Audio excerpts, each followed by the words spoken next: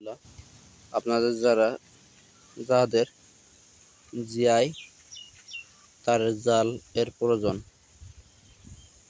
আমাদের সাতক্ষীরা জেলার শামনগর থানা কাশিমারি ইউনিয়ন শঙ্করকাঠি দেওল গ্রামে আব্দুল্লাহ এন্টারপ্রাইজ বিএসআরএম তার দিয়ে সুন্দরভাবে কোয়ালিটিফুল ভাবে জালগুলো তৈরি করে থাকি।